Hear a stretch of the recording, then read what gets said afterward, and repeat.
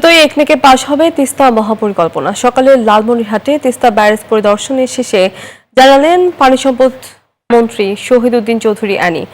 আর নিজস্ব অর্থায়নে বাস্তবায়নের কথা জানান প্রতিমন্ত্রী ফরহাদ হোসেন আজাদ।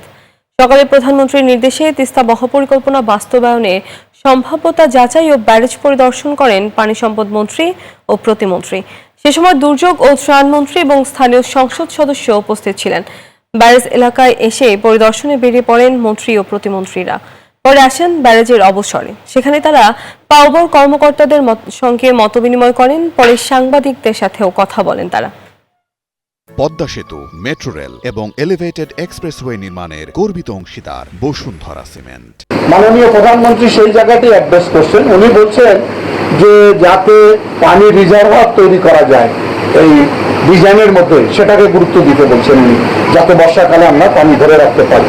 এই 5টা জেলা যেটা পাচ্ছে না, যেটা আপনাদের দুঃখ, আপনাদের আনন্দে পরিণত হবে এবং আপনাদের উৎপাদনে পরিণত হবে এবং অর্থনীতির বীজ চাঙ্গা হবে ইনশাল্লাহ। তিস্তা মহাপরিকল্পনা 13 থেকে 14,000 টাকার প্রজেক্ট, তাদের সেই 14 কোটি প্রজেক্ট। সেক্ষেত্রে এটা কিন্তু 1 বছরে লাগবে না, সেটা হয়তো আমাদের 7 থেকে 8 বছর লাগবে।